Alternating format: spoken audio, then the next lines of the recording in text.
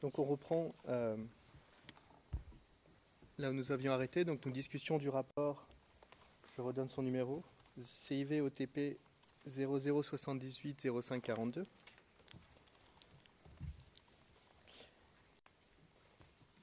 Et j'aimerais maintenant vous poser des questions sur les prélèvements ante-mortem que vous avez effectués, sur les familles que vous avez rencontrées. Alors vous indiquez à la page 0545 de votre rapport que vous avez procédé à ces prélèvements à la cellule d'enquête. Pourquoi avez-vous avoir fait ces prélèvements à la cellule d'enquête?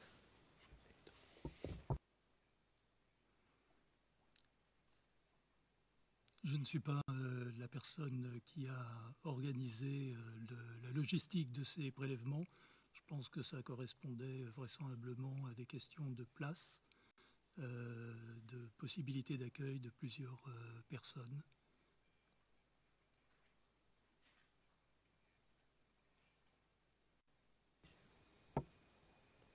Et je vois que le capitaine Touré était présent lors des prélèvements. Quel a été son rôle exactement? Au moment des prélèvements même, il n'a eu aucun rôle. Je crois qu'il a eu un rôle d'accueil.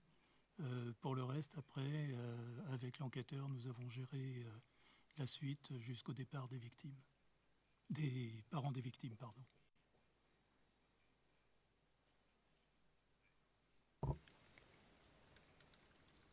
Et savez-vous par qui les victimes ont été contactées pour venir faire les prélèvements?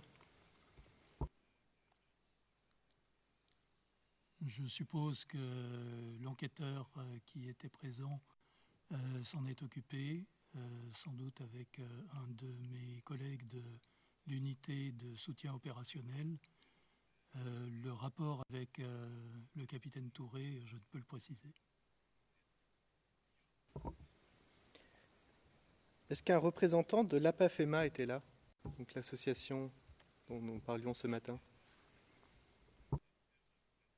Dans la mesure où le président de cette association était M. Bamba, comme il faisait partie des parents des victimes à prélever, je pense qu'il devait avoir les deux casquettes.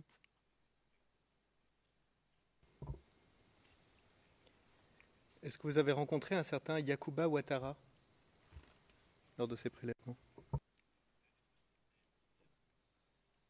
Je pense que la liste des personnes qui ont été prélevées est une liste limitative et ce nom ne me dit rien. Je ne suis pas sûr que cette personne ait été là. Ceci étant, il y avait du passage dans cette cellule spéciale d'enquête et donc je ne peux avoir la certitude qu'il n'ait pas été à un moment présent, mais je ne connaissais pas suffisamment les personnes présentes pour pouvoir l'identifier. Alors, si on va à la page 0564 de votre rapport,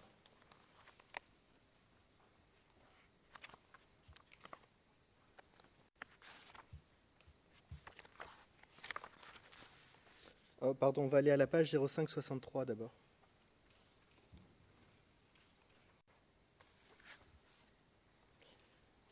Donc on voit qu'il s'agit d'un formulaire de consentement éclairé.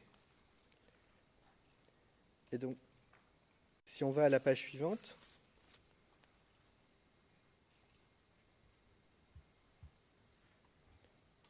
on voit sur la ligne nom et signature de l'interprète Ouattara Yacouba. Et c'est le cas pour un autre formulaire à la page 0566. Donc cette personne était présente pour faire de l'interprétation. Est-ce que ça vous rafraîchit la mémoire? Je n'ai pas gardé le souvenir du nom des interprètes. Je n'étais pas en charge de faire la liaison avec les interprètes, mais c'était l'enquêteur et le représentant de l'unité de soutien opérationnel qui s'en occupait. Donc si je comprends bien, personne ne vous a informé que cette personne était secrétaire à la communication de l'APAFEMA et non pas interprète? C'est exact. Personne ne m'en a informé. Merci.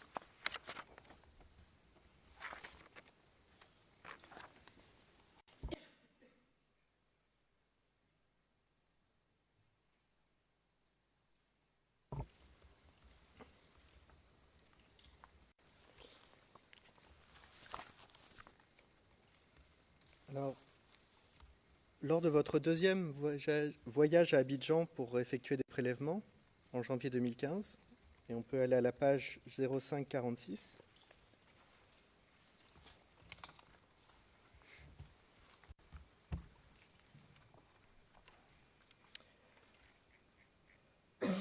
vous indiquez avoir effectué un prélèvement sur le corps DZF1C5, qui se trouve être le corps plus tard identifié comme Sylla Malon. Est-ce que vous avez trouvé une balle dans la housse funéraire à ce moment-là? Je crois que c'est effectivement dans cette housse funéraire que, sinon une balle, au moins un constituant de projectile a été retrouvé.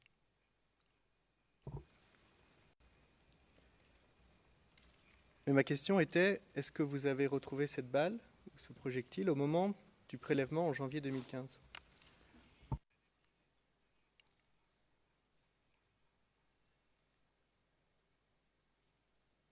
Le corps était examiné par les docteurs Clark et professeur Yapoete, et je n'ai pas été moi-même la personne qui a trouvé ce projectile.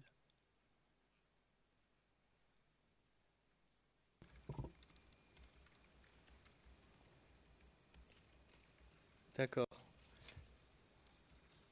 Le rapport d'autopsie de Sylla Malon, numéro CIV OTP 0081 0518, qui est un rapport d'autopsie fait en mai 2015, indique que la balle a été trouvée au moment de l'autopsie, juste pour vous rafraîchir la mémoire, et non pas au moment du prélèvement. C'est pour ça que je vous pose la question si vous aviez déjà vu la balle au moment du prélèvement ou si quelqu'un vous en avait parlé. Non, le linceul a été ouvert et nous nous sommes, professeur Yapoete et moi-même, consacrés exclusivement au prélèvement dentaire et au prélèvement osseux. Il n'y a pas eu à ce moment-là de... Enfin, en ce qui me concerne, je me suis limité à faire les prélèvements.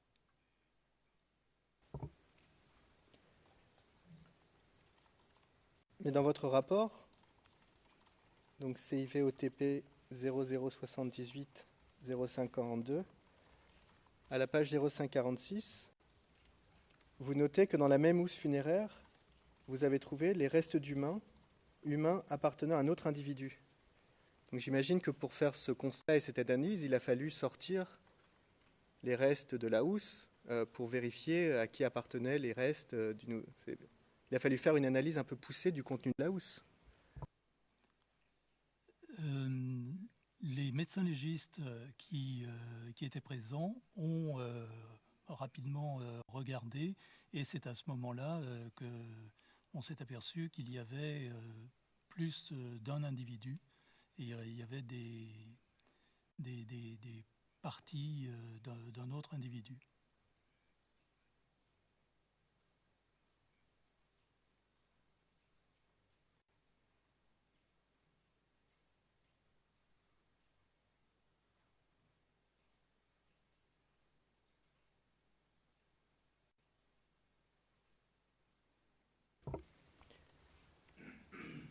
Savez-vous quelles ont été les conditions de conservation des corps ou de stockage des corps entre le prélèvement de janvier 2015 et l'autopsie de mai 2015? Je ne le sais pas. Je suppose que ces corps ont été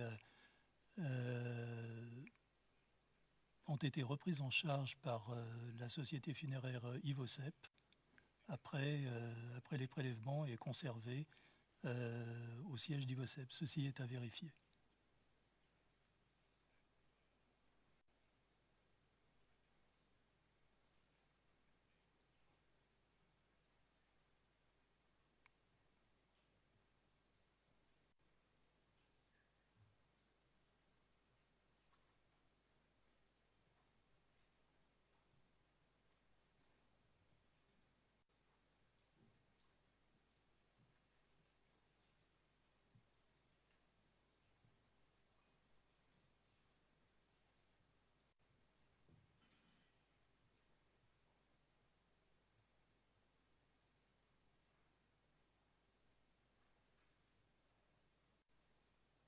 Alors, monsieur le témoin, je vais vous poser quelques questions de précision sur le rapport dont on parlait tout à l'heure, l'exhumation et autopsie liée à l'incident du 17 mars 2011.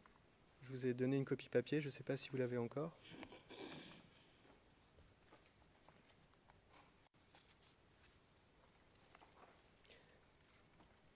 Alors, dans ce rapport, dont je redonne le numéro, CIV OTP 0077 0432,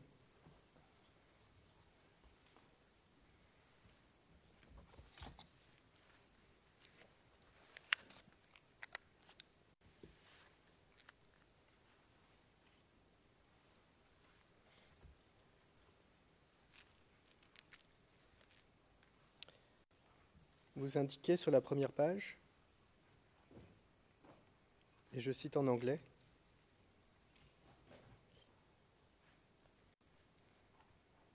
On 15th of December, Le 15 décembre 2014, le bureau du procureur a demandé au gouvernement de la Côte d'Ivoire d'exhumer les corps de 8 victimes qui auraient été victimes de l'incident du 17 mars 2011. Leur a demandé d'exécuter ou d'effectuer leurs autopsies et d'autoriser le prélèvement d'échantillons biologiques à des fins d'identification.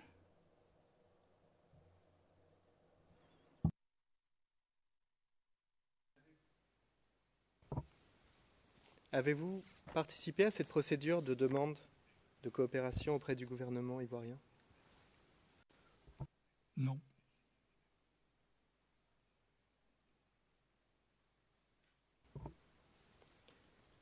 Même en ce qui concerne son contenu, parce que je vois des détails de sciences criminalistiques ici sur les choses qui allaient être demandées au gouvernement ivoirien, vous n'avez pas eu votre mot à dire sur ce qui allait être demandé exactement? Ça ne rentrait pas dans votre domaine de compétence? Nous étions deux auteurs de ce rapport, comme vous pouvez le lire sur la première ligne précédant l'introduction. Il y avait moi, mais il y avait aussi ma collaboratrice, Madame Sabina Zanetta. Donc il est tout à fait possible qu'elle ait pu donner des commentaires sur la requête qui a été faite. Ma question était un peu différente.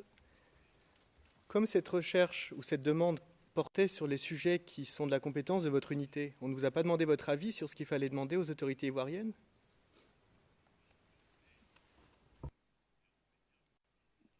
Je n'en ai pas gardé le souvenir. Il faudrait que je regarde dans mes archives si nous avons eu un draft de la requête pour assistance qui nous a été soumis et quels sont les commentaires potentiels qui ont été faits dans ce cas-là. Mais je n'en ai pas gardé le souvenir.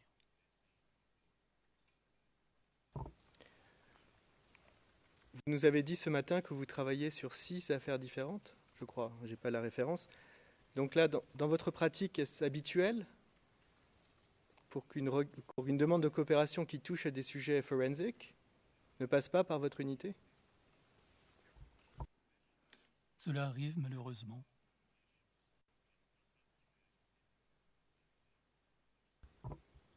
Merci.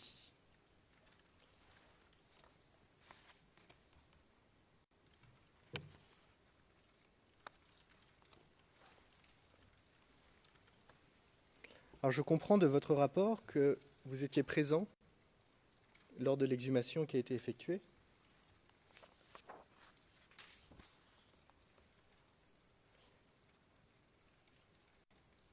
Est-ce que des membres de la famille ou des proches des personnes décédées étaient présents?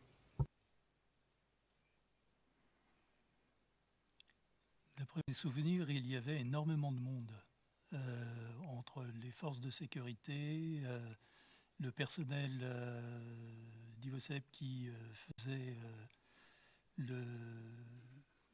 les exhumations, enfin les travailleurs. Il y avait beaucoup de monde et je n'ai pas eu j'ai pas eu la possibilité d'identifier des membres des familles. En tout cas, je ne me souviens pas avoir été présenté des membres de ces familles.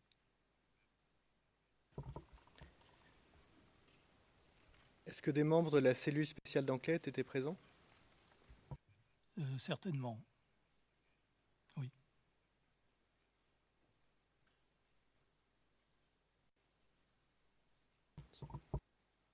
Juste pour qu'on ait une idée, il y avait combien de personnes à peu près? 50, 100?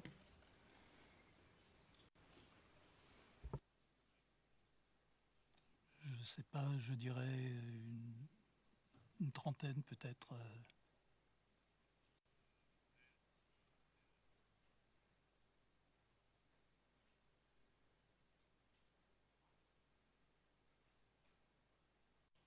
Corpse, dead bodies, or Des cadavres, des corps ou quoi? Quoi? Parce que vous parlez de membres de l'unité d'enquête spéciale, puis ensuite vous lui demandez combien de personnes. Donc je dois vous dire que nous ne savons pas très bien à quoi vous faites référence. Fait à l'exhumation, membres de la police, membres des d'enquête spéciale, etc.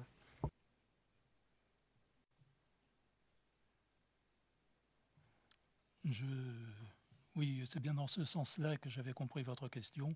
Et tout en n'ayant pas de chiffres précis à vous donner, je confirme qu'il y avait du monde et j'évalue à une trentaine de personnes soit les spectateurs, soit les personnes qui participaient activement à l'excavation. Qu'entendez-vous par spectateur? Spectateurs n'intervenant pas et étant juste là pour voir ce qui se passait. Je ne parle pas de badauds, je parle de personnes impliquées et vraisemblablement en rapport soit avec les autorités, soit avec la compagnie funéraire.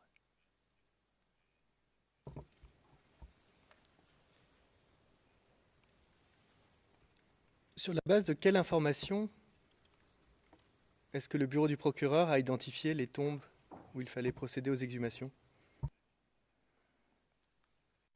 Je ne peux pas vous répondre. Je pense que c'est une question à poser aux enquêteurs parce que je n'ai pas été, cette information n'a pas été partagée avec moi.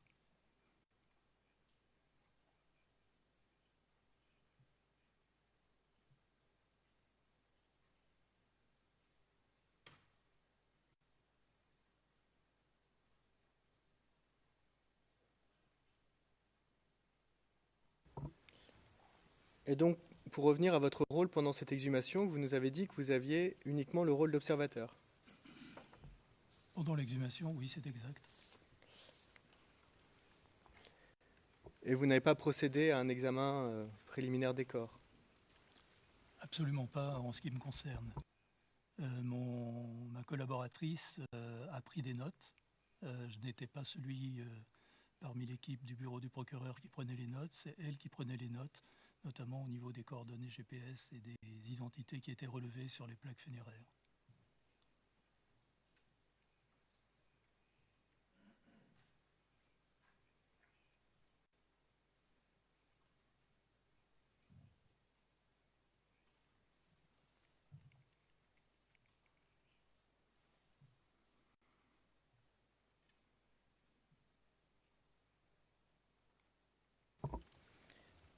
Étiez-vous présent lors du transport des corps à la morgue après l'exhumation? Vous voulez dire durant le trajet? Oui. Non, la réponse est négative.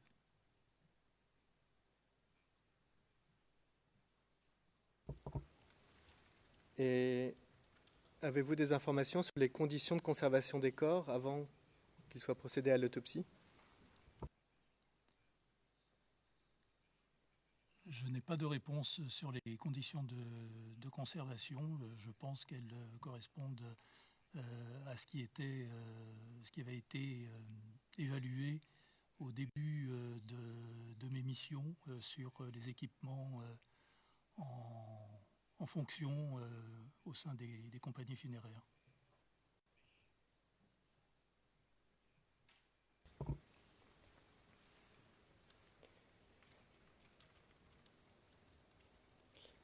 Disposez-vous des dossiers médicaux des personnes dont vous alliez autopsier les corps? Objection, Your Honors. Monsieur Demirjian, objection, Monsieur le Président. Le Président, Monsieur Demirjian, est-ce que nous pourrions demander à mon estimé contradicteur la pertinence qui consiste à poser des questions au sujet d'un rapport sur lequel ne va pas s'appuyer l'accusation? C'est un rapport règle 77, c'est tout. Donc, quelle est la pertinence? Le Président, oui, mais je pense que c'est plutôt une question de méthodologie. Enfin, je pense que c'est cela, la pertinence. Je comprends, en tout cas, personnellement. Nous avons compris. Dois-je répéter ma question, monsieur le témoin? Oui, s'il vous plaît, maître. Donc, je vais la généraliser. Disposiez-vous de documents médicaux relatifs aux personnes que vous alliez autopsier? Acte de décès, certificat de décès, d'autres types de documents de ce type? Alors, je répète que je n'ai pratiqué aucune autopsie. À ma connaissance, les documents médicaux, si vous faites allusion au dossier médical des personnes disparues, je n'en ai pas eu connaissance. Si vous faites référence à des certificats de décès, par exemple, c'est une question à poser aux experts. Mais en l'occurrence, je n'étais pas impliqué dans cette partie de l'enquête. Donc, si je comprends bien, Madame Yapoété ne vous a pas informé que ces personnes avaient fait l'objet d'un examen externe en 2011. C'est différent si vous parlez des dossiers, entendons-nous bien, dossiers médicaux ou dossiers médico-légaux ou rapports d'examen externes pratiqués à l'Institut médico-légal. Ce sont deux choses différentes.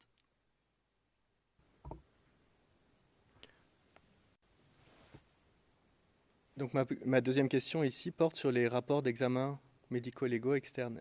Est-ce que vous aviez connaissance de tels rapports? J'avais connaissance de rapports d'examen externe.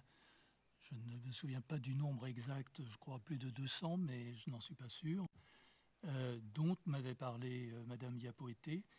J'ignorais si les victimes faisaient partie de ces 200 ou plus de 200 rapports. En tout cas, ces rapports ne m'ont jamais été communiqués et je ne pense pas qu'ils aient été communiqués au docteur Clark. C'est à vérifier avec lui, bien entendu.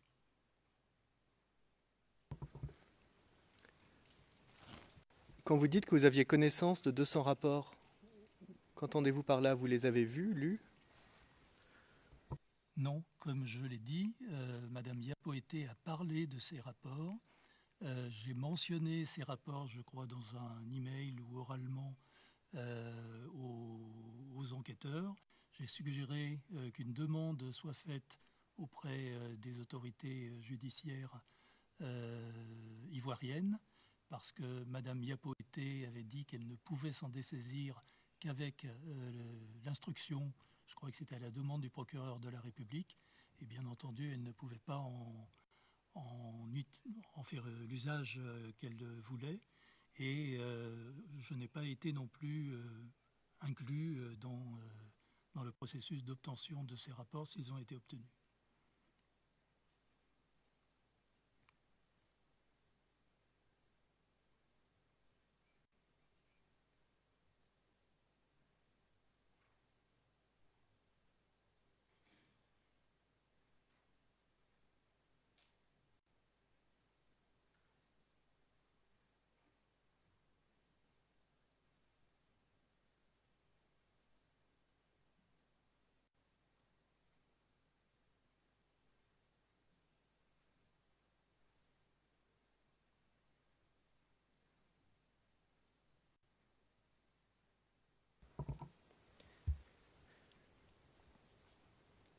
Avez-vous eu des échanges avec le docteur Clark ou Madame Yapoété au moment de la rédaction de leur rapport?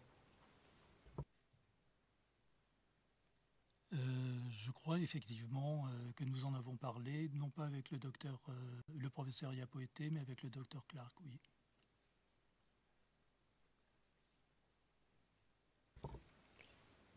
Et est-ce que vous avez vérifié les rapports après qu'ils eurent été envoyés au bureau du procureur?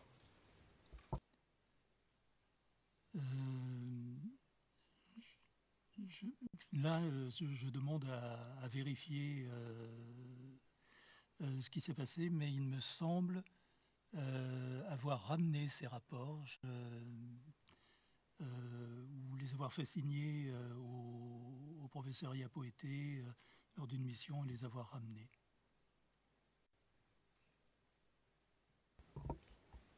Et est-ce que vous-même ou votre unité a eu le rôle ou la fonction d'analyser ces rapports pour le bureau du procureur après?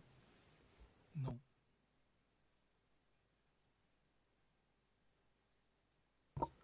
Je parle des rapports d'autopsie, juste pour que le... Non, Oui, non, absolument que ce pas. soit clair.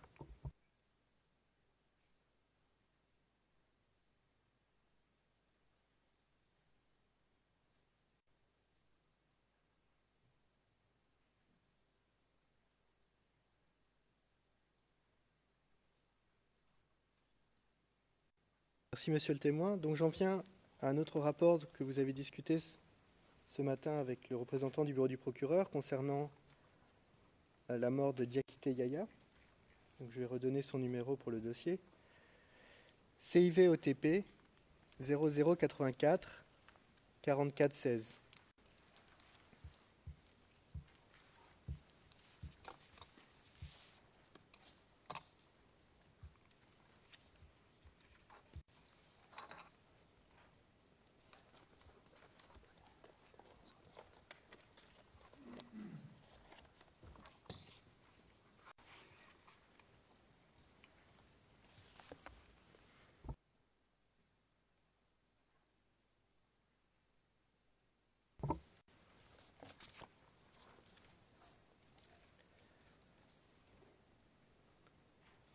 J'aimerais revenir d'abord sur la lettre de mission que vous avez reçue, qui est reproduite à la page 44-17.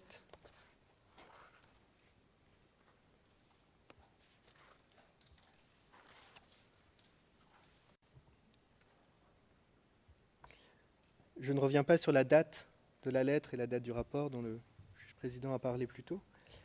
Est-ce que vous avez discuté du contenu de la lettre de mission avec M. McDonald au moment de sa rédaction, ou avant qu'elle ne vous soit envoyée? Je ne pense pas. Elle fait référence à des documents dont je n'avais pas connaissance à ce moment-là et il était difficile de pouvoir discuter d'une lettre de mission sur des pièces que je ne connaissais pas.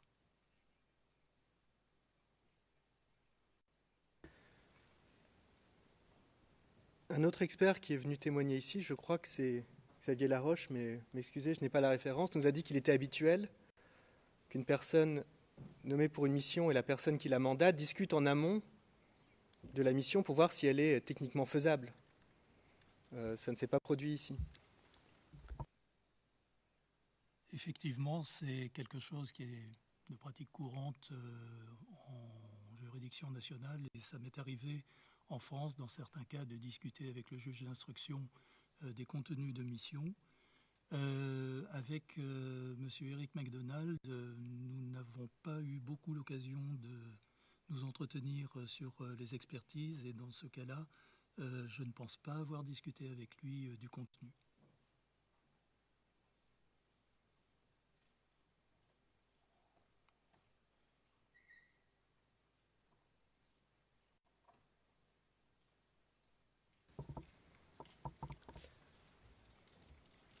Alors pour savoir si je dois passer à huis clos partiel, je demande à mon confrère du bureau du procureur si le nom du témoin dont la déclaration est mentionnée ici peut être mentionné publiquement ou pas à ce stade. Not until the witness testifies. Monsieur Demerjian, non, à moins que le témoin ne dépose à ce sujet, comme c'est la pratique habituelle. Le juge président. Je n'ai pas entendu parce que le microphone était encore activé, vous êtes intervenu un peu trop vite. Oui, la pratique, j'ai compris, la partie concernant la pratique. Monsieur Demerjian, non, pas avant que le témoin ne dépose. Nous ne divulguons pas le nom avant la déposition du témoin. Le président, bien. Vous pouvez passer à huis clos partiel, monsieur le président. Let's go into private session. Le président, passons à huis clos partiel, s'il vous plaît.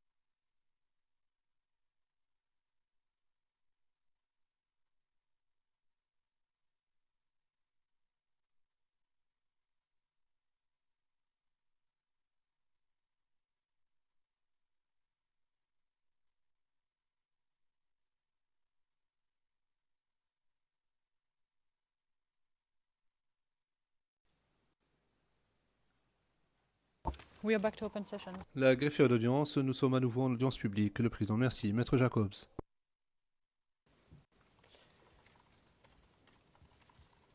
Vous avez pourtant rencontré la famille de cette personne lors des prélèvements que vous avez effectués en janvier 2015. Est-ce que vous avez vous-même tenté de les contacter pour leur demander de reconnaître la personne sur vidéo, ou est-ce que vous savez si quelqu'un d'autre l'a fait? Alors en ce qui me concerne, non. L'expert est toujours limité par l'étendue de la mission qui lui est confiée, les instructions qui lui sont confiées. Si M. Eric McDonald me dit que les pièces qui me sont communiquées sont relatives à une victime dont le nom est M. Yaya Diakité, je n'ai aucune raison de mettre sa parole en doute, et en tout cas je n'ai pas le mandat ni la compétence pour mener une enquête de mon propre chef.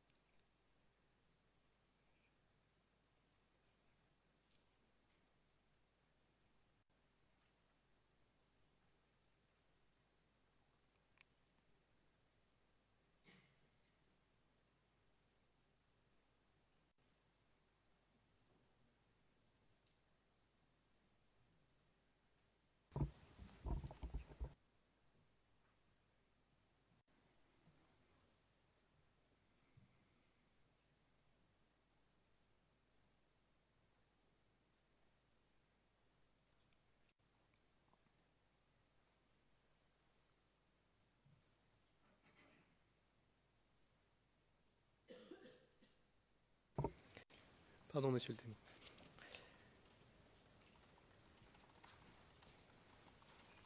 Donc juste pour comprendre ce que vous venez de me dire, que vous n'aviez pas pour mission de remettre en cause ce que vous disait le bureau du procureur.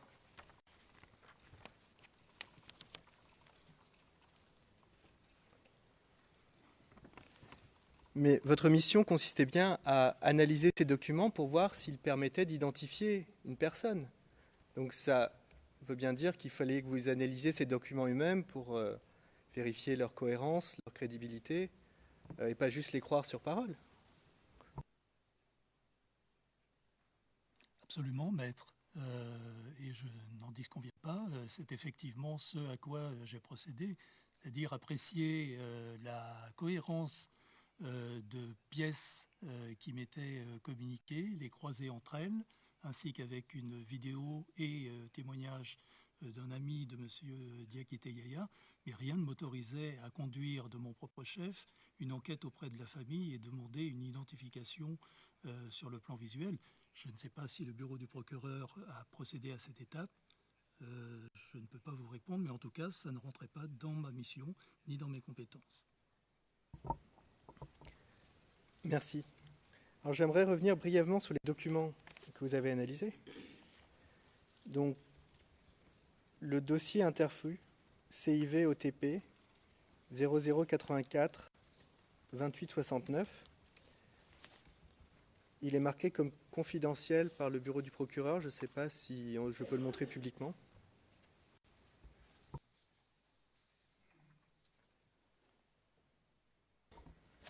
Oui, en principe, il y a un document publiquement.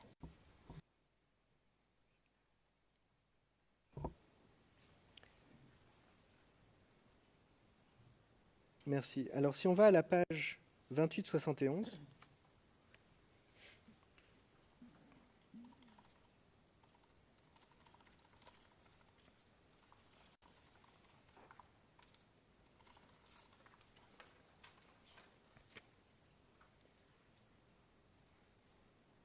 on voit que c'est un certificat de décès daté du 27 mai 2011, soit plusieurs mois après la date alléguée du décès. Est-ce que vous avez eu connaissance de la raison lors de vos échanges avec Madame Yapoété, par exemple, de cette différence de date, de cette durée entre les deux dates? J'ai noté effectivement la différence de date, le délai d'examen. La raison serait à demander à Madame Yapoété. Je sais qu'ils étaient aussi pris dans la pression des événements, qu'il y avait un afflux de victimes extrêmement important. Ce sont des hypothèses de ma part, mais je n'ai pas d'explication nette. Alors, comme je viens de le dire, la date de décès est le 17 mars. Dans la déclaration antérieure du témoin, et je ne mentionne pas son nom vu qu'on est en audience publique, le témoin indique que la personne serait décédée 2 jours plus tard, ce qui ferait le 19 mars. Donc on a là, entre deux documents que vous aviez à votre disposition, une différence de date du décès. Est-ce que vous avez procédé à des recherches pour élucider cette question ? Non, je n'ai pas.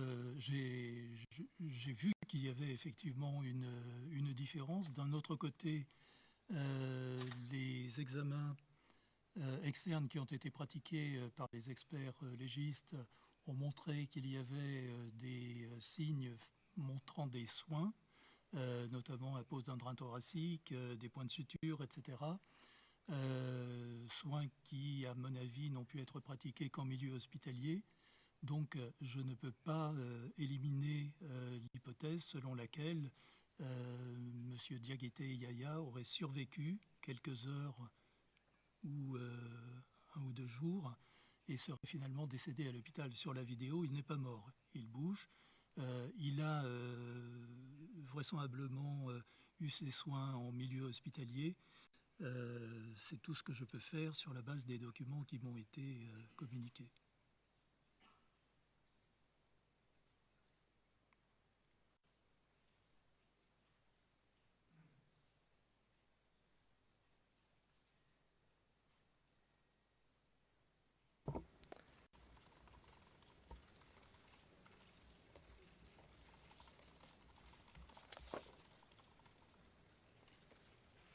Rapidement, concernant le rapport médico-légal externe, donc c'est la pièce CIVOTP 0083 13 50, qui est elle aussi indiquée comme confidentielle par le bureau du procureur.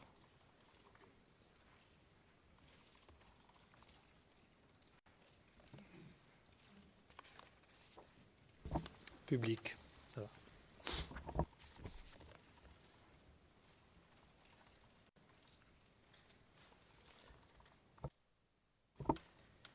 Alors ce rapport d'examen externe indique page 1350, c'est-à-dire la première page que l'on voit ici, si l'on peut descendre un peu. Voilà. Que l'examen a eu lieu le 20 mai 2011. Et si on va à la page 1353, qui est la dernière page du rapport, si on peut zoomer sur la date, voilà. On peut voir que le rapport a été rédigé le 22 juin 2015. Est-ce que vous avez une explication de ce délai de 4 ans entre l'examen et la rédaction du rapport ? À mon niveau, non. Je sais qu'elle, suite de discussions que nous avions eues, qu'elle avait un retard énorme, qu'elle n'avait pas fini ses rapports.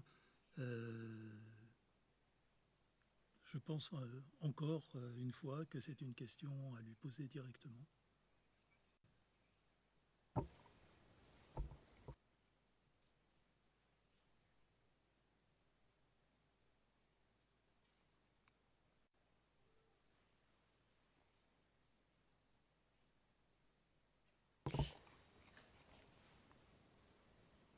Merci.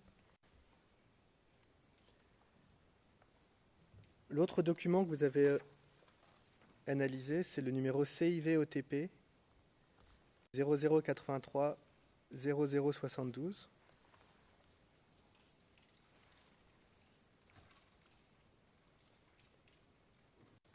Donc c'est une fiche d'examen externe.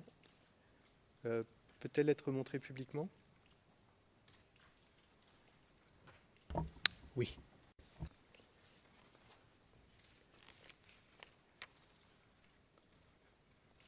Alors, 2 questions. La première, avez-vous su pourquoi il y avait 2 rapports d'examen externe ?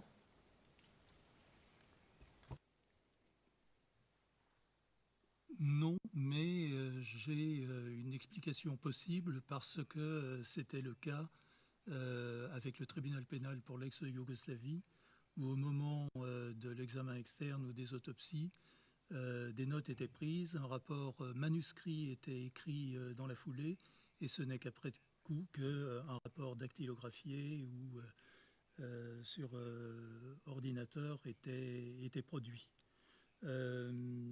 Je note en outre que la fiche d'examen externe du corps comprend de nombreuses abréviations qui sont intelligibles pour le corps médical, mais qui peuvent être difficiles à comprendre pour un magistrat ou quelqu'un qui n'a pas de connaissances pointues en médecine, et qu'il est d'usage dans un tel cas de faire par la suite, de rédiger par la suite un rapport qui puisse être lu par la personne qui vous a désigné.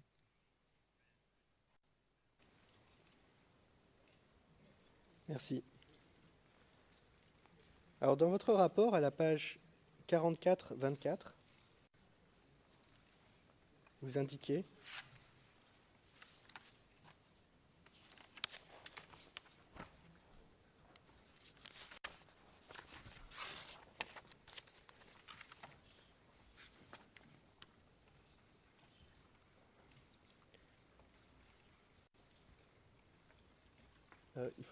faut-il que je redonne le numéro du rapport? Oui.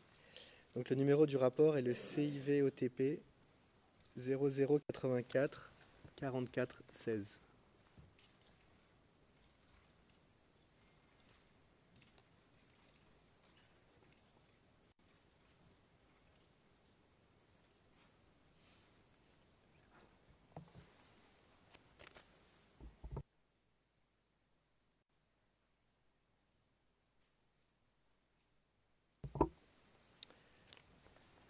Donc vous indiquez le caractère diffus de ces lésions,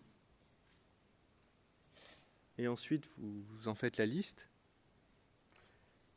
évoque un polytraumatisme dont rien ne permet d'exclure une origine par explosion.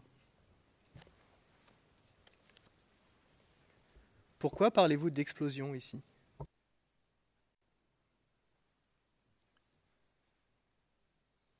Je parle d'explosion parce que l'importance des lésions, notamment au niveau des membres inférieurs, le fait que ces lésions existent à différents endroits, est assez typique de lésions produites par explosion, associant des lésions primaires par blast, effet de souffle, et lésions secondaires, c'est-à-dire des projectiles créés par l'explosion et qui vont avoir une action vulnérante propre. C'est la conjonction de ces deux. Le fait que, en outre, il y ait présence d'un drain thoracique, d'un hémothorax, alors qu'on a très peu de lésions au niveau thoracique. Je crois qu'il y a uniquement une plaie suturée. Dans le contexte, bien évidemment, du 17 mars, avec la vidéo, tout ceci me paraît compatible. Mais je n'ai pas écrit compatible parce que je n'ai pas examiné cette victime. Donc j'ai surtout insisté sur le fait que je ne voyais rien dans ces résultats qui me permettent d'exclure cette hypothèse d'une explosion.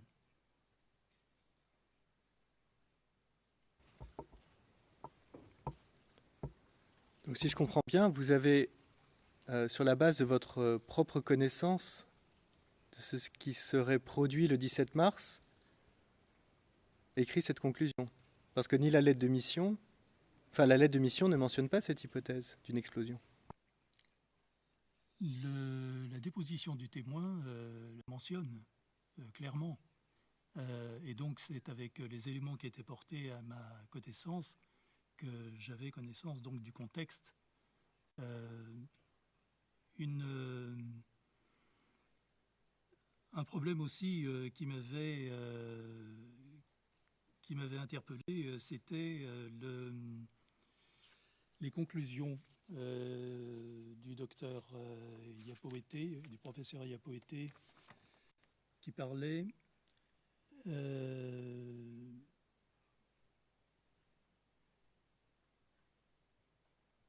Voilà, qui parlait, dernière page 1353, qu'il s'agit d'une mort violente en rapport avec les lésions traumatiques du thorax, de l'abdomen et des membres provoquées par des projectiles d'armes à feu. Et projectiles d'armes à feu, dans mon expertise, c'est quelque chose qui est distinct d'une explosion. En tout cas, We are not sure what you're... Le juge président, nous ne savons pas ce que vous citez. Qu'est-ce que vous citez au juste? Est-ce que vous venez de lire un passage tiré de... D'où est-ce que c'est tiré? oui, Monsieur le Président, j'ai donné une référence partielle de l'IRN, CIV-OTP-0083-1353, qui est la dernière page du rapport du professeur Yapoete.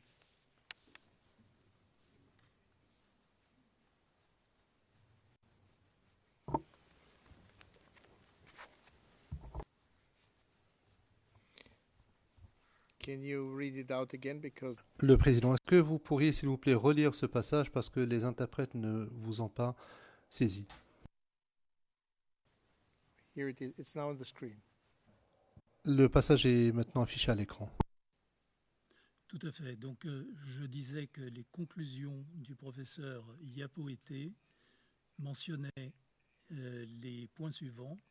Je cite: l'examen externe du corps en état de putréfaction très avancé du nommé Diakité Yaya permet de retenir au plan médico-légal qu'il s'agit d'une mort violente en rapport avec les lésions traumatiques du thorax, de l'abdomen et des membres provoquées par des projectiles d'armes à feu.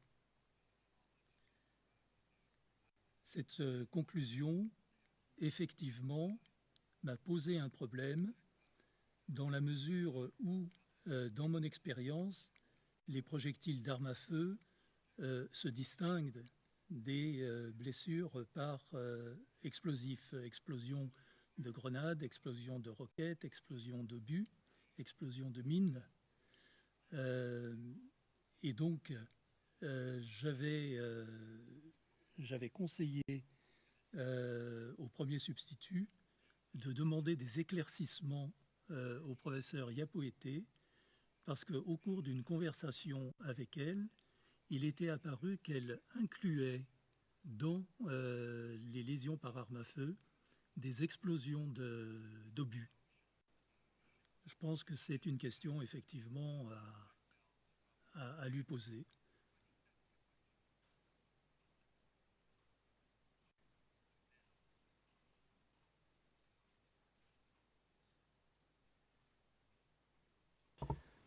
Vous venez de dire qu'il est apparu qu'elle incluait dans les lésions par arme à feu des explosions d'obus. Qu'entendez-vous par incluait? Elle confondait les deux?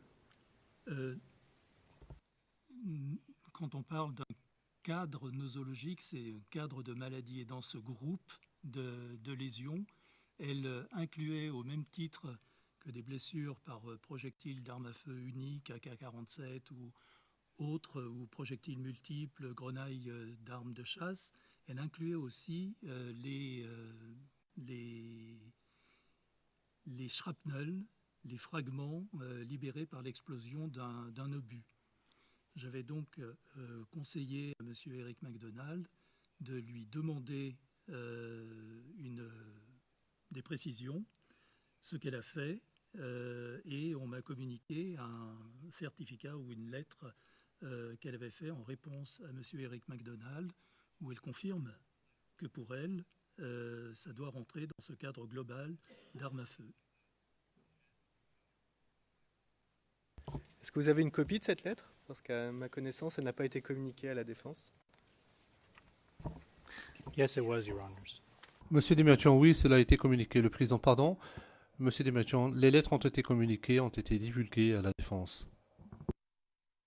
Maintain that. Est-ce que mon contradicteur maintient que cela n'a pas été communiqué?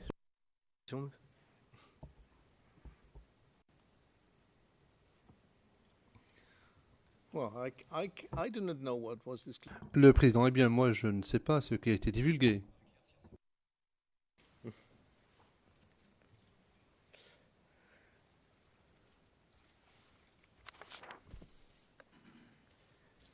Donc brièvement, est-ce qu'à votre connaissance, il existait d'autres documents euh, provenant des autorités ivoiriennes ou de l'Institut médico-légal relatifs à Diakité Yaya?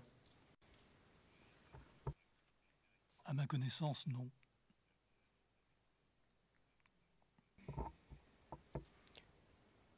Donc on ne vous a pas informé qu'il existait un autre dossier interflux au nom de Diakité Yaya? J'ai noté qu'il y avait d'autres références, apparemment, et il me semble avoir été informé qu'il y avait des confusions au niveau de ce dossier, mais on ne m'a pas demandé. Et sur le même plan, on ne vous a pas communiqué le fait qu'il y avait l'information qu'il y avait un autre rapport d'examen externe d'un certain Diakité Yaya, qui est différent de celui que vous avez vu? Pas au moment de cette expertise. Après, effectivement, j'ai assisté à des discussions où il y avait ce rapport. Mr. President, Monsieur Demejan, Monsieur le Président, toutes mes excuses pour interrompre mon honorable contradicteur et pour interrompre les interprètes également, mais la lettre qui a été citée par mon collègue eh bien, porte le RN 0083 1324 et c'est la lettre de Yapo Été, du docteur Yapo Été, qui explique sa position en ce qui concerne l'ordre de mission. C'est 0083 1332. Ces deux documents ont été divulgués. Le président, très bien.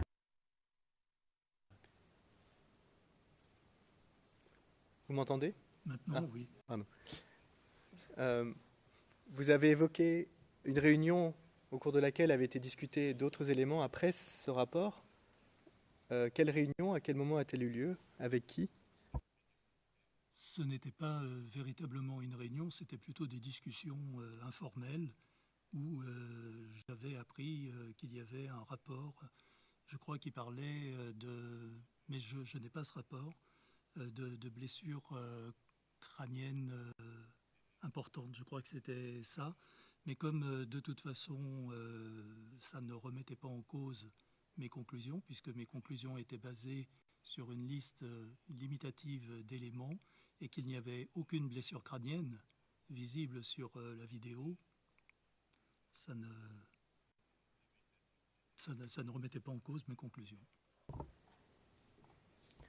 Le fait qu'il existe un autre rapport d'examen externe avec au même nom, avec d'autres conclusions médicales, ne pouvait pas remettre en cause le fait que peut-être la personne sur la vidéo n'est pas Diakité Yaya, ou que la personne pour laquelle le premier rapport a été fait n'était pas Diakité Yaya. Ça ne pouvait pas changer au moins créer le doute sur votre interprétation?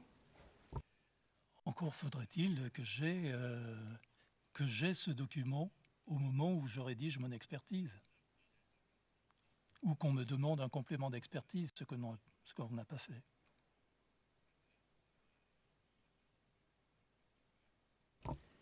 Et une dernière question là-dessus. De qui avez-vous appris qu'il y avait d'autres documents? Je pense que c'est en discutant avec des enquêteurs ou des collègues c'était de la Joint Team, mais je me souviens pas de qui a pu.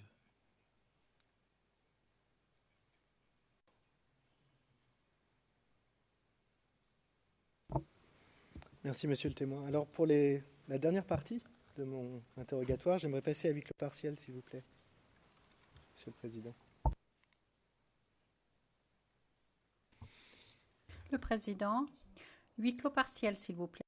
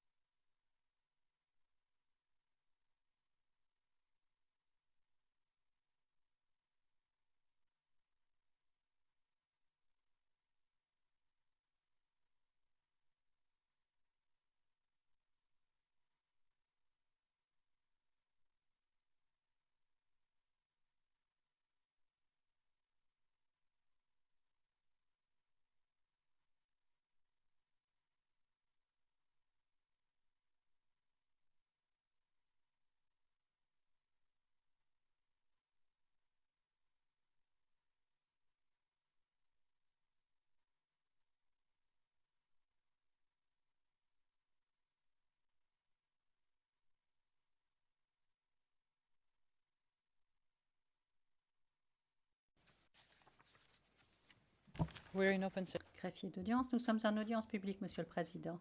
Le Président, merci. Maître Jacobs. Avant de conclure. Donc, dans votre expérience de directeur de l'unité d'intervention scientifique qui a changé de nom, est-ce que les actes de police technique et scientifique dont vous avez parlé aujourd'hui sont des actes routiniers d'une enquête pénale réussie? Est-ce que vous faites allusion à l'enquête pénale en général ou l'enquête telle qu'elle est exercée ici? Je parlais dans le cadre d'une enquête pénale internationale. Est-ce que les actes d'enquête de police judiciaire et scientifique, autopsie, exhumation, rapport ADN, etc., font partie de la routine d'une enquête pour qu'elle soit réussie? Ma position est de répondre oui. Tout le monde est conscient de la différence qui existe au niveau des pratiques entre maître, je vous parle, qui existe entre le tribunal pénal pour l'ex-Yougoslavie où j'ai eu à superviser plus de 1500 autopsies en 2000 où des charniers étaient systématiquement exhumés, et l'approche, je dirais, plus mesurée que l'on a ici. Ce n'est pas mon choix. Je pense que un dossier doit faire appel de façon équilibrée à tous les éléments de preuve. Le cas particulier de la Côte d'Ivoire est que nous n'avons pas eu, nous avons supervisé, nous avons conseillé, nous avons été très partiellement impliqués dans la réalisation de ces opérations scientifiques. En termes de police technique et scientifique, la police technique et scientifique a été faite par les Ivoiriens. Nous n'avons fait que des opérations extrêmement limitées lors des prélèvements, lors des exhumations, et nous n'avons pas participé réellement à des examens de scènes de crime tels qu'on peut le concevoir en pratique courante. Donc vous venez de nous dire que ces actes sont importants. Est-ce qu'à votre connaissance, en tant que directeur de l'unité d'intervention scientifique, vous savez pourquoi les actes d'enquête dans la présente affaire ont été effectués aussi tard, pour la plupart après l'audience de confirmation des charges? Objection, Your Honors. Monsieur de Mirjan, objection, Monsieur le Président. Mr. Prosecutor. Le Président, Monsieur le Procureur, Monsieur Dermidjan, je regarde la transcription en anglais. On demande aux témoins d'émettre une opinion sur le calendrier des enquêtes, ce qui n'est pas dans le mandat de ce témoin. Ça n'est pas son domaine d'expertise. Je pense que c'est tout à fait en dehors de son mandat. Et enfin, c'est la dernière question. Les enquêtes, le moment où elles sont faites pour qu'elles soient efficaces, notamment des expertises criminalistiques, il me semble que ça rentre tout à fait dans son domaine de compétences. Yes, but Le Président, oui, mais enfin, on peut le faire entre nous. C'est ce que je dirais. Ça fait partie de la discussion. Enfin, c'est mon opinion. Une dernière question. Pourquoi est-ce qu'une place aussi importante a été laissée aux autorités ivoiriennes dans la présente affaire? Est-ce habituel? Il est vrai qu'une place importante leur a été laissée sur le plan scientifique. Pour une raison très simple, c'est qu'en Afrique de l'Ouest, les standards développés par la médecine légale ivoirienne, qui doivent être appréciés dans le contexte un contexte où une ville est paralysée, soumise à des troubles, où les gens ne peuvent pas se déplacer du point A au point B, rend difficile l'application et la mise en place des standards internationaux. Mais en matière de standards médico-légaux en Afrique de l'Ouest, l'Institut médico-légal d'Abidjan est un excellent institut. Donc, l'évaluation qui a été faite était que nous n'interviendrions qu'en complémentarité lorsque un service, par exemple, manquait, et c'était le cas de l'analyse ADN, ou pour éventuellement associer un expert chevronné comme le docteur John Clark, qui a l'habitude de travailler dans un contexte international, au professeur Yapo-Ete, dont l'expertise est plus nationale.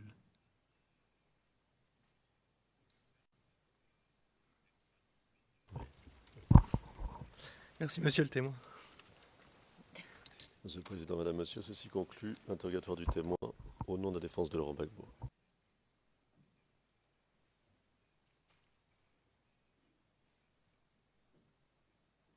Thank you. Président, merci. Je m'adresse à l'équipe de la défense pour Monsieur Blegoudé, Maître Knops.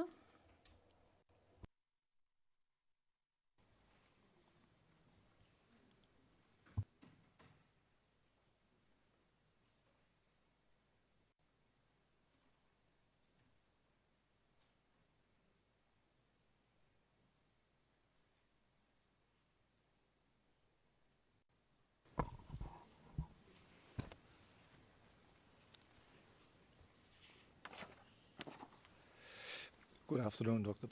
Maître Knops, bonjour Maître Bagar.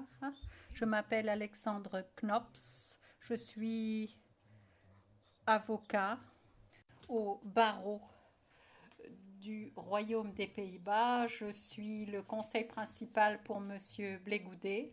Et mes 3 premières questions vont porter sur votre expertise en matière de balistique et de blessures provoquées par les balles. J'ai noté que vous aviez obtenu un diplôme universitaire sur ce sujet en 1994. Ma première question porte sur une citation d'un livre que nous avons téléchargé.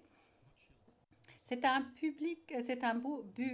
livre qui a été publié en 2011 par ces auteurs qui s'appellent justement les blessures par balle, application et notion de base.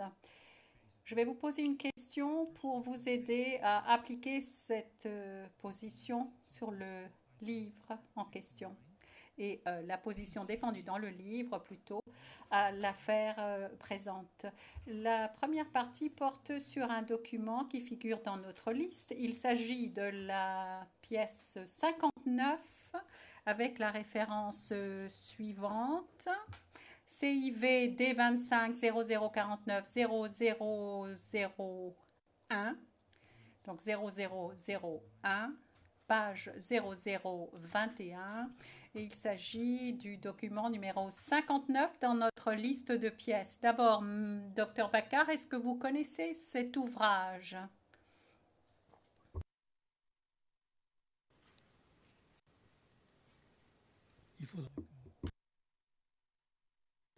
Il faudrait que je puisse voir la page de garde avec le titre et l'auteur. OK. Maître Knops, oui, la page de couverture, c'est justement la page 0001.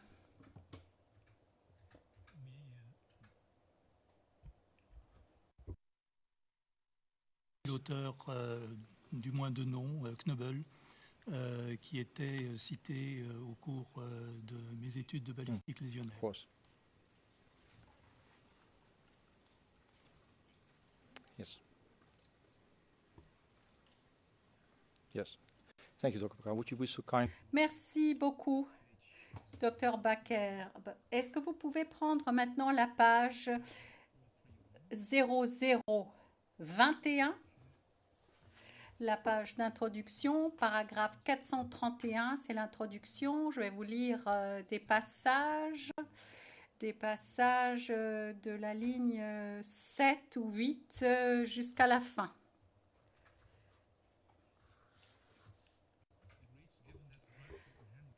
Et je lis, étant donné que les balles ont à peu près le même volume et que la vélocité est à peu près la même, et d'ailleurs les balles de fusil laissent le canon à quelques 700 à 1000 mètres par seconde, alors que l'autre type voit une vélocité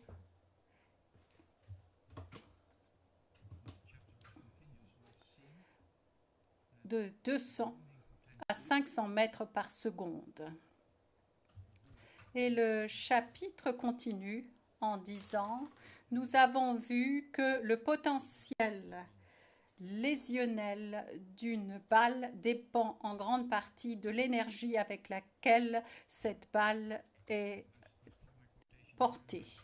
Je vais cesser ma citation à ce stade et je vous pose ma question qui est la suivante. Est-ce que cette observation, à votre avis, veut dire que on ne peut pas établir un lien entre une blessure, une lésion et des armes spécifiques, mais plutôt qu'un tel lien ne peut se fonder que sur le type de munitions?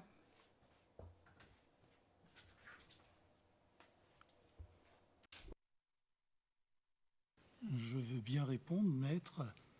Je vais tout d'abord, mais ça risque d'être long.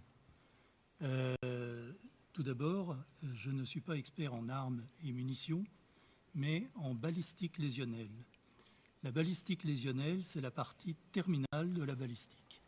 On peut diviser la trajectoire d'un projectile et les phénomènes physiques qui accompagnent cette trajectoire en trois parties. La première partie, c'est la balistique interne, ce qui va se passer dans le canon de l'arme.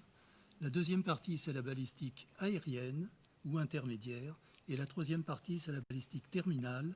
Et lorsque cette cible, la cible terminale, est un corps humain, elle devient la balistique lésionnelle.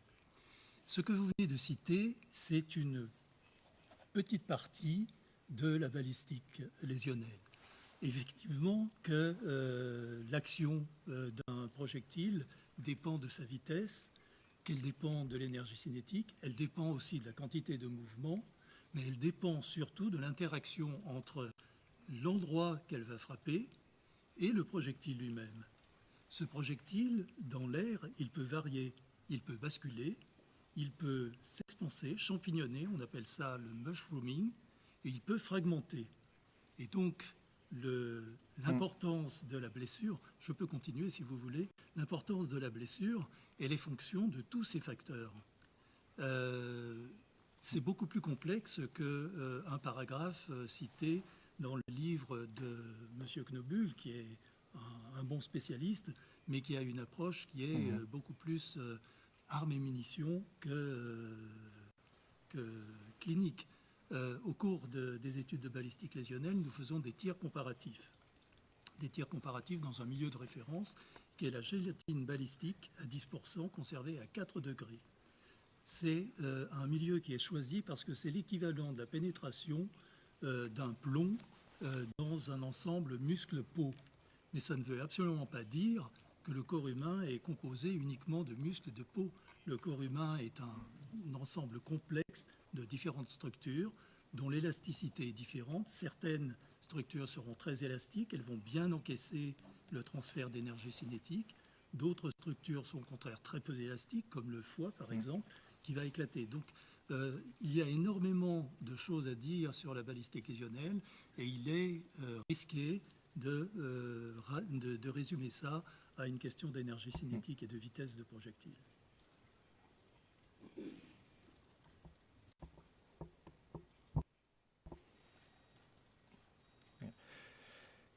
Thank you, Dr. Bakar. Maître Knops, merci. Ma question, je vais la reformuler. Donc, vous avez une blessure, une lésion, vous l'observez sur un corps humain. Est-ce que vous pouvez déduire, à partir de cette lésion, le type de munition qui a été utilisé et éventuellement le type d'arme à feu qui est utilisé? Je dirais que c'est un cas d'espèce. Tout dépend. Je ne peux pas vous donner une réponse qui soit valable pour tous les cas. Tout dépend.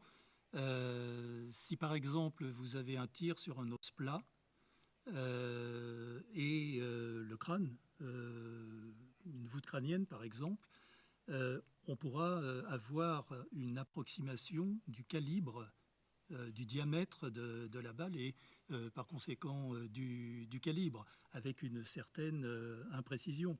Bien sûr, si vous avez un polycriblage, ça évoque une origine par plomb de chasse, par exemple, ou par chevrotine.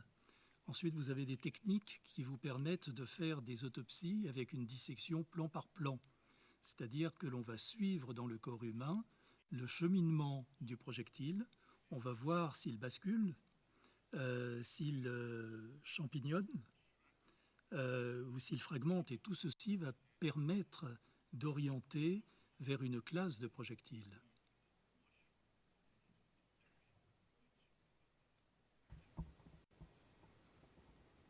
Thank you, Dr. Bakar.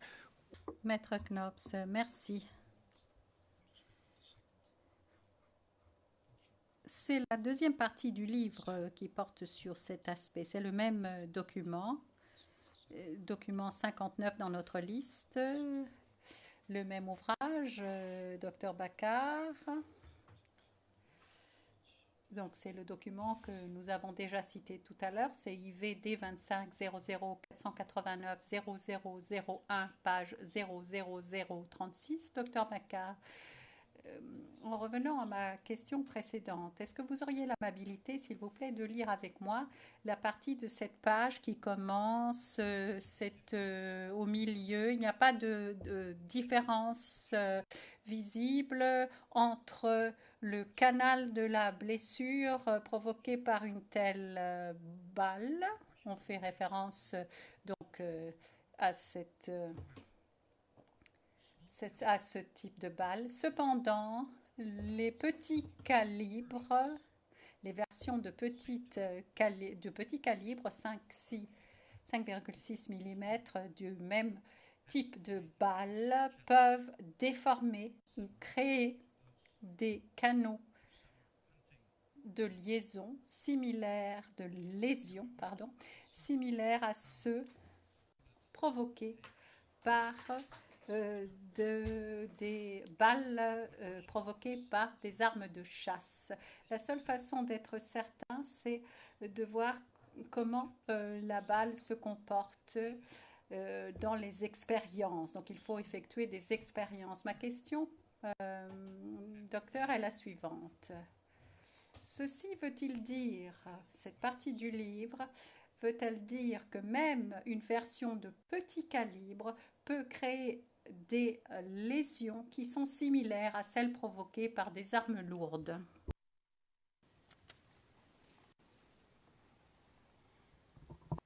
Monsieur le Président, j'ai un problème avec la réponse à faire parce que y a une citation qui est une citation tronquée. Le problème sur le plan de la balistique lésionnelle est complexe et j'ai peur qu'on passe l'après-midi à essayer de répondre à ce genre de questions.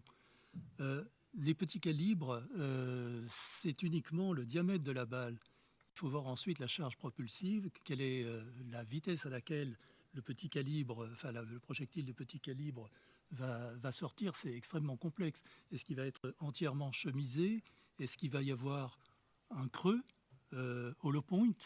Il est vraiment difficile de répondre à cette question, sinon de rouvrir tout le livre et expliquer quelles sont les lois fondamentales de la balistique lésionnelle. Et je ne vois pas bien Je suis tout à fait disposé à parler d'un sujet qui m'intéresse énormément. J'ai été major de la promotion du premier diplôme de balistique lésionnelle. J'adore parler de ça. Je ne sais pas si ça va être très utile pour les débats.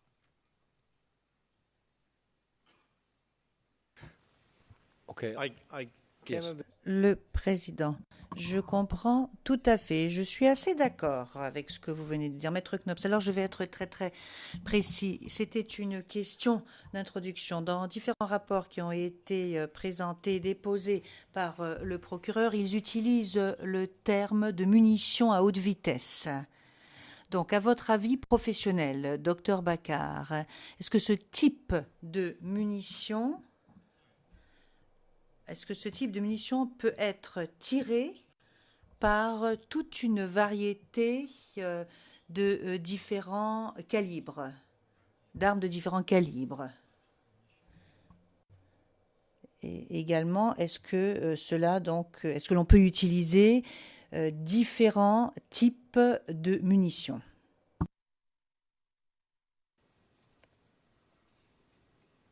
Je ne peux pas répondre à cette question, maître. Elle est beaucoup trop imprécise et il faudrait essayer de la reformuler. À quel rapport faites-vous allusion? De quel calibre? Je ne peux pas apporter une réponse générale. Je suis prêt à partager mes connaissances en balistique lésionnelle et non pas balistique armes et munitions, qui concerne un expert d'une autre discipline. Mais là, j'ai un problème avec la question qui me paraît imprécise. Well, if you, Dr. Baccar, hear... Maître Knops, si vous entendez les termes munitions à haute vitesse, lorsque ces termes sont utilisés dans un rapport, est-ce que vous êtes en mesure d'établir un lien entre cette terminologie et une arme précise ou un type de munition?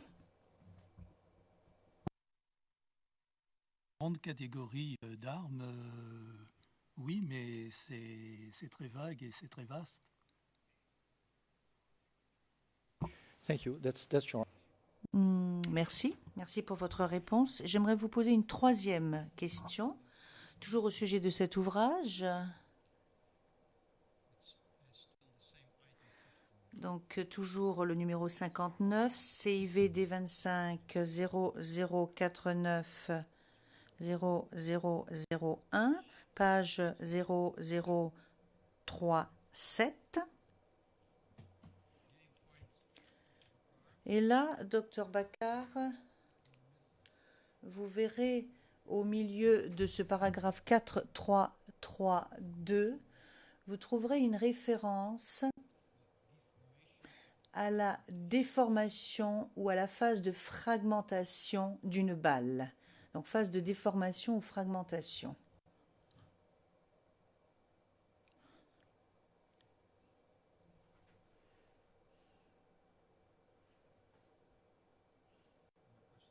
Et voici quelle est ma question. Lorsqu'une balle frappe un corps humain, est-ce que la balle en question se déforme d'une façon ou d'une autre? Et est-ce que vous pourriez nous expliquer, si tel est le cas, quel type de déformation est-ce que l'on peut trouver? Le président, j'imagine que cela dépend de l'endroit où la balle a touché, frappé. Maître Knops, nous allons donc commencer par le type de déformation, si tant est que cela existe, lorsqu'il y a une balle qui frappe un os, qui touche un os. Et je demande votre avis d'expert à ce sujet. Maître, j'aurais tendance à vous demander d'abord quel type de balle. Est-ce que vous faites allusion à une balle entièrement chemisée, full metal jacket? Est-ce que vous faites allusion à une balle dont le chemisage s'arrête au niveau de la pointe, une soft point? Ou est-ce que c'est une balle dont l'extrémité est creusée, hollow point? Parce que le comportement de ces projectiles sera totalement différent en fonction de la structure même de la balle. Si c'est une structure qui est homogène, c'est-à-dire avec un chemisage et un noyau de plomb complet, ou si éventuellement c'est un projectile comme ce qu'on voit dans des Kalachnikov, où il y a un noyau d'acier et un enrobage de plomb et un chemisage, tout ceci va se comporter différemment. Les déformations, je les ai mentionnées. Elles peuvent être de différentes natures en fonction de la structure du tissu, parce que je l'ai dit au début, il y a une interaction entre le projectile, l'agent vulnérant, et le milieu dans lequel il se situe. Un os, par exemple, on aura beaucoup plus tendance à avoir une fragmentation avec certains types de projectiles. Si par contre on est dans du muscle, le projectile, tout dépend après de sa structure et de la vitesse, pourra éventuellement traverser. Tout dépend aussi quelle est la pénétration du projectile. Un projectile peut très bien traverser une cuisse ou un bras sans aucune déformation, alors que si vous lui faites traverser un abdomen ou un thorax, il aura le temps de se déformer et de fragmenter. Il aura le temps éventuellement de basculer en fonction de la quantité d'énergie cinétique ou de quantité de mouvement qui est libérée dans le milieu. C'est extrêmement complexe et il est très difficile de répondre de façon théorique à une question qui est très générale. Mr. Knops. Président Maître Knops, je suis d'accord avec le témoin. Tout cela est très théorique et l'on suppose d'ailleurs que le livre en question est tout à fait exact. Je suis sûre que vous pourrez trouver un ouvrage qui dira peut-être pas exactement le contraire, mais quelque chose de différent. Donc vous vous appuyez sur ce livre dont je ne connais pas, dont nous ne connaissons pas la valeur scientifique. Maître Knops, j'espère en fait que cet ouvrage est exact. C'est un ouvrage, un livre qui a également été reconnu par le docteur Clark, le président. Vous savez, c'est comme avec les régimes alimentaires. Chaque jour, on nous parle de nouveaux régimes. Lequel est bon, lequel n'est pas bon, on n'en sait rien. Maître Knops, donc puis-je, docteur Baccar, dans ce cas, vous poser une autre question, une question d'ordre pratique et non pas une question théorique.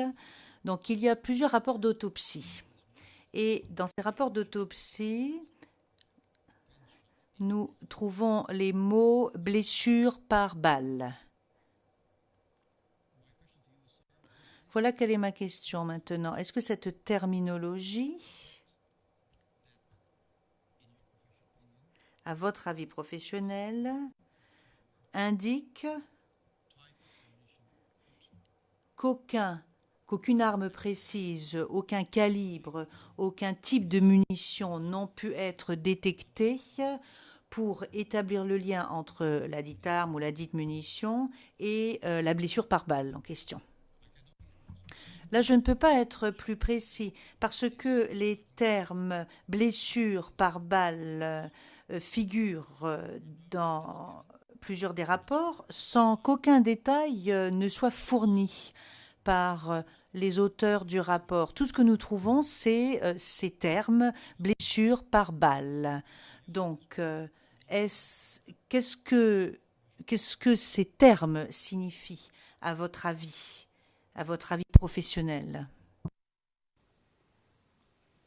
Évidemment, la question serait à poser aux auteurs des rapports qui sont parfaitement à même de pouvoir répondre à la signification qu'ils ont donnée à ces termes. Pour répondre de façon générale à votre question, Il s'agit effectivement d'un groupe de blessures traumatiques, dont l'agent traumatique est une arme à feu. On utilise aussi la formulation blessure par projectile d'arme à feu.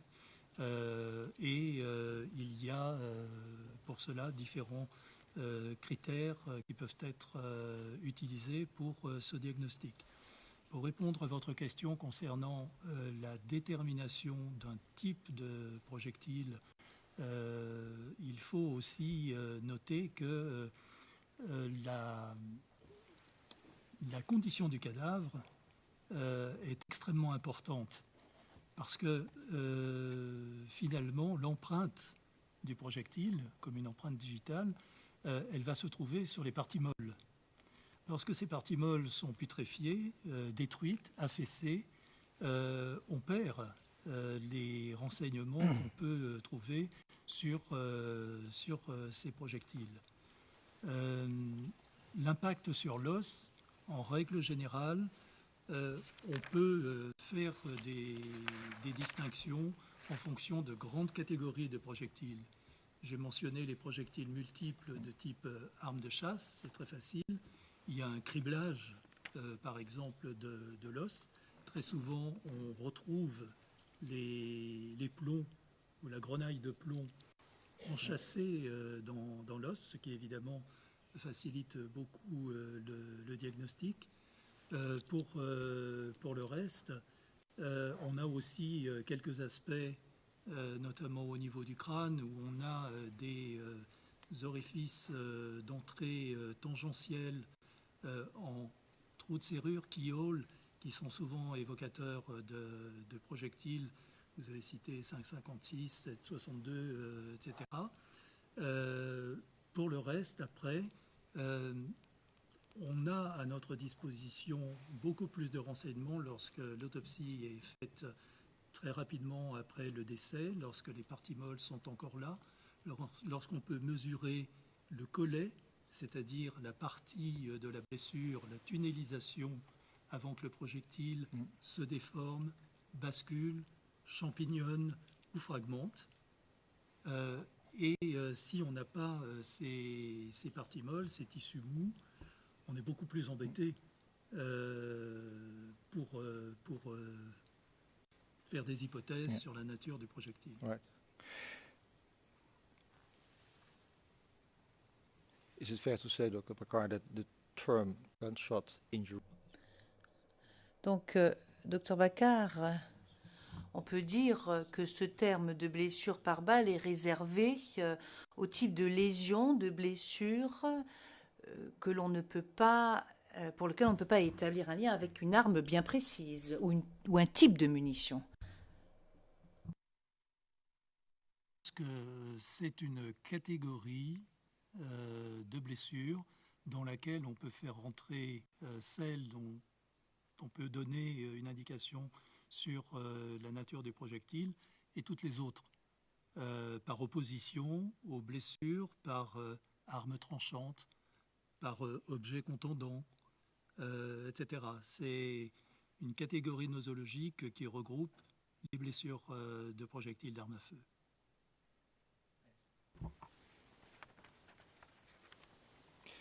Thank you, Dr. Paccard. Merci, Dr Bacar. J'ai 3 dernières questions à vous poser. Les 2 premières ont trait à votre premier rapport, à savoir CIV OTP 0084 4416 à la page 4424. Vous avez d'ailleurs déjà répondu à des questions qui vous ont été posées par Maître Jacobs à ce sujet. Mais mes questions seront différentes. Maître Jacob vous a posé des questions au sujet de la dernière page.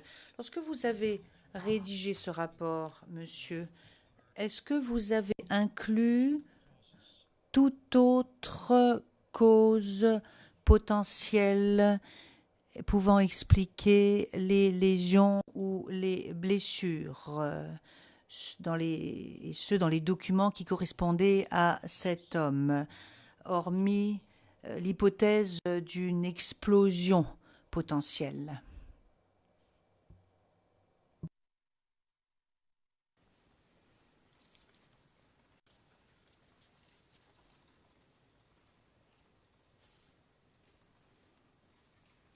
J'ai fait mieux que ça. J'ai laissé ouvert dans la formulation des conclusions. Je me suis prononcé uniquement sur l'incompatibilité. Il n'existe pas d'incompatibilité. Bien sûr qu'on peut évoquer d'autres origines par explosion, une mine, une explosion de gaz,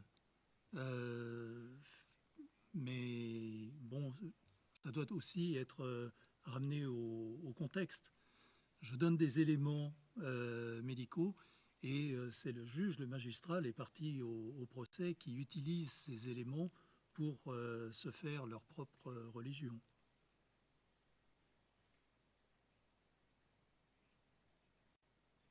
Of course, sir. Bien sûr, monsieur. J'ai lu avec intérêt votre article publié en 2013 dans l'Encyclopédie des sciences médico-légales.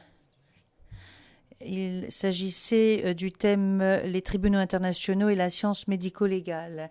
Et dans cet article, vous faites référence à la théorie de la base qui, d'après vous, pourrait éventuellement aider les chambres des tribunaux internationaux, et ce, afin de combiner différents types de traces. Donc il s'agit de la théorie de la trace.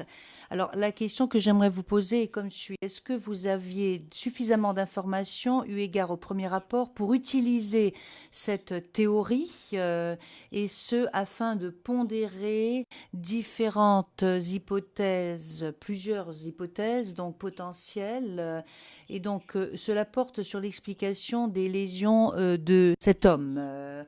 Ou est-ce que les informations que vous aviez fournies ne sont pas suffisantes pour utiliser cette théorie de la base qui, comme vous l'avez écrit dans votre article de 2013, se fonde sur deux hypothèses?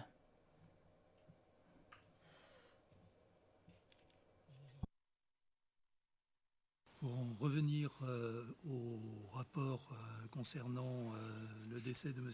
Diakité Yahya, il est certain que je me suis fondé sur les documents qui m'ont été communiqués et qui sont listés. La mission d'expertise qui m'était demandée était d'évaluer s'il y avait des inconsistances, des incohérences, des incompatibilités entre ces documents. Donc il ne m'était pas demandé moi-même de faire un diagnostic des causes du décès, des circonstances du décès, chose que je n'aurais pas pu faire n'ayant pas moi-même examiné la victime. Tout ce qui m'était demandé, c'était d'évaluer quelle était la cohérence de tout ça, et ma conclusion était que tout était, hormis ce qui a été signalé par votre confrère auparavant, concernant les dates de décès et les dates, je parle de décès dans le certificat du professeur Yapo-Été et ce qui était mentionné dans le témoin, ceci mis à part, pour lequel j'ai mon explication, mais elle vaut ce qu'elle vaut. Hormis cela, tout était cohérent. Et entre nous, en regardant la vidéo, c'était tout à fait ce que j'ai pu voir dans d'autres circonstances, dans des bombardements de colonnes de réfugiés par les Serbes au Kosovo. C'est le même type de lésion. Mais je ne l'ai pas écrit. No, but in order to have... Oui, mais pour utiliser cette théorie, pour l'appliquer, vous avez dit que vous aviez vous-même examiné des corps.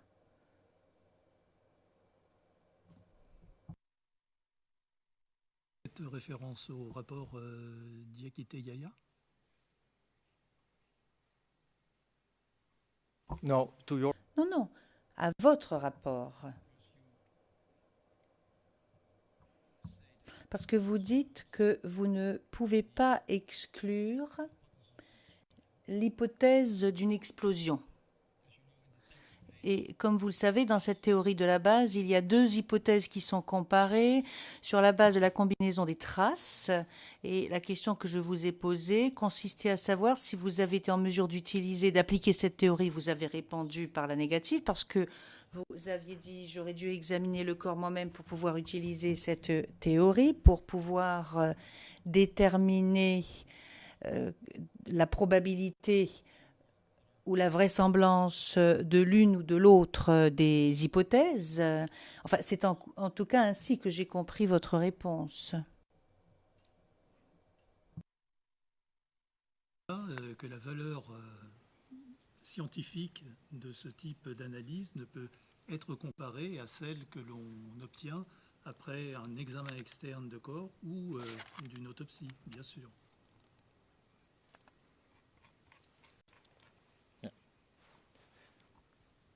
Clear. Thank you. C'est clair, merci. J'aimerais maintenant vous poser une autre question au sujet d'une réponse que vous avez apportée aujourd'hui à la page du transcript 87, ligne 25, jusqu'à la page 88, ligne 1, 2, 3, compte rendu d'audience en anglais. Voici ce que vous dites. D'après mon expérience, les projectiles des armes à feu sont différents des lésions provoquées par des explosions, des grenades, des obus et des mines terrestres. Alors voilà la question que j'aimerais vous poser. Quel type de différence envisagez-vous? Qu'entendez-vous lorsque vous dites, d'après mon expérience, ces lésions sont différentes des lésions provoquées par des explosions, des grenades, etc., etc. C'est une très bonne question, maître, et il est relativement facile d'y répondre. Beaucoup de choses opposent les plaies par explosifs des plaies par armes à feu. La balistique aérienne est totalement différente. Les plaies par explosifs, les projectiles sont anti-aérodynamiques. Ils sont de poids et de masse et de forme variables.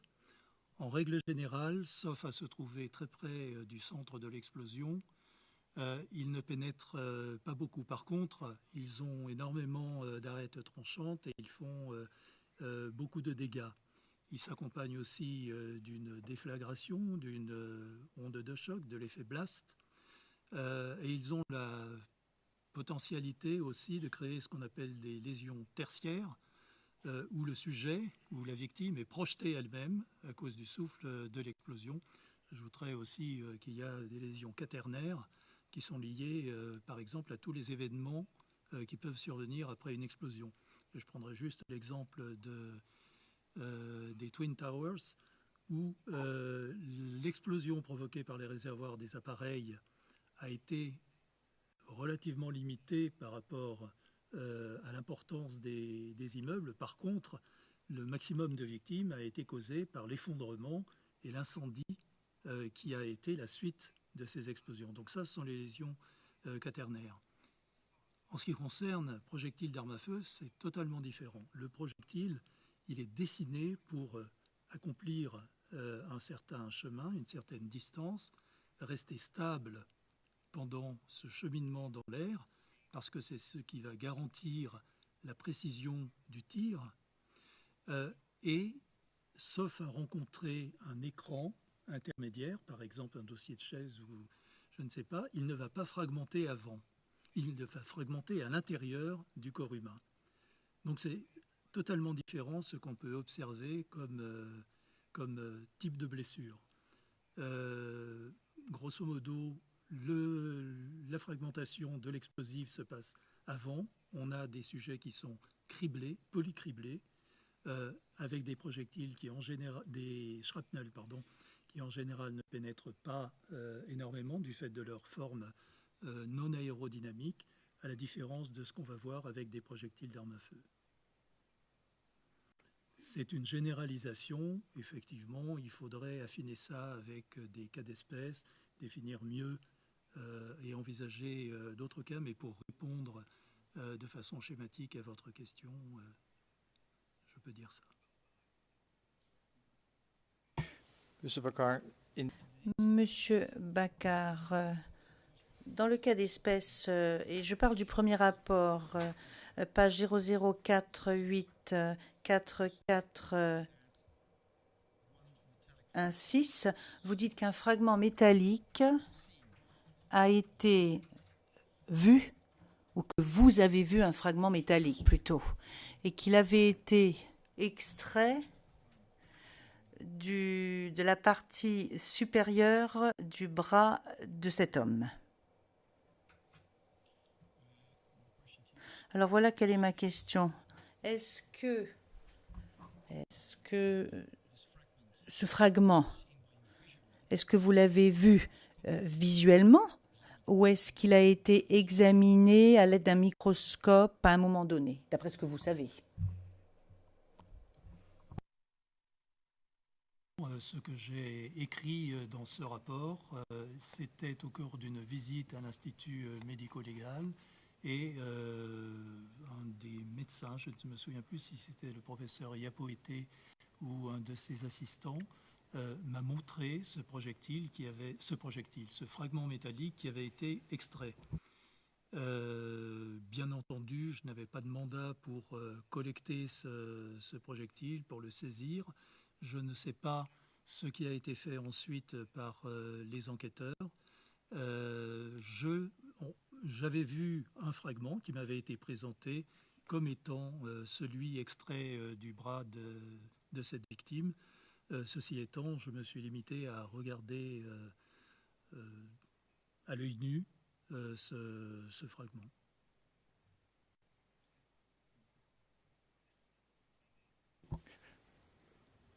Right, so you... Bien. Donc, vous n'avez pas vu vous-même que ce fragment provenait du corps de la personne. Vous n'étiez pas présent lors de l'extraction du fragment, c'est cela? Alors, s'il y avait eu explosion, est-ce que vous ne pensez pas que d'autres fragments auraient été trouvés dans le corps de cette personne, Monsieur Desmergents? Objection, Monsieur le Président. On demande aux témoins de se livrer à des conjectures. Le président, oui, bien sûr. Mais, bon, répondez, monsieur, s'il vous plaît, d'après ce que vous savez et en tant qu'expert. Alors, premièrement, si la personne se trouvait très près du centre de l'explosion, l'importance des dégâts anatomiques au niveau des membres inférieurs laisse à penser que les shrapnels ont vraisemblablement traversé et n'ont pas été stoppés par le corps de la victime. Ensuite, que s'est-il passé pendant la phase d'hospitalisation? Parce qu'il faut quand même soulever l'hypothèse de cette hospitalisation au cours de laquelle drain thoracique et point de suture ont été placés. Est-ce qu'il y a eu, on n'a pas de dossier médical, pas de compte-rendu d'hospitalisation, pas de compte-rendu opératoire. Que s'est-il passé? Est-ce qu'éventuellement d'autres éclats ont été enlevés? Est-ce que des éclats étaient piégés aussi dans les vêtements de la victime, ce qui arrive parfois? Je ne peux pas vous répondre. Et encore une fois, on se retrouve devant le même blocage, à savoir que... It's very vague. Absolument. C'est très vague. C'est très vague. But very... Maître Knops, merci. C'est très utile pour la défense. Merci beaucoup, docteur Baccar. J'en ai terminé. Je vous remercie. Requestioning by the officer. Le président, est-ce que l'accusation souhaite poser des questions complémentaires? Monsieur Desmergents? Non, monsieur le président. Le président, merci beaucoup à vous, docteur Baccar. Merci pour votre témoignage. Vous avez achevé votre déposition. Merci d'être venu. Vous n'avez pas beaucoup de chemin à parcourir pour rentrer chez vous, alors bon retour chez vous néanmoins.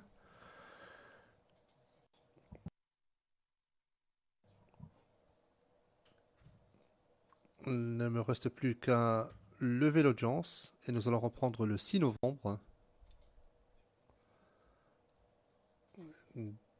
Puisqu'il y aura d'autres procès en cours, nous n'avons pas suffisamment d'argent pour mener de front 3 procès simultanés. C'est une des raisons de ce décalage. Merci beaucoup. Nous allons reprendre le 6 novembre.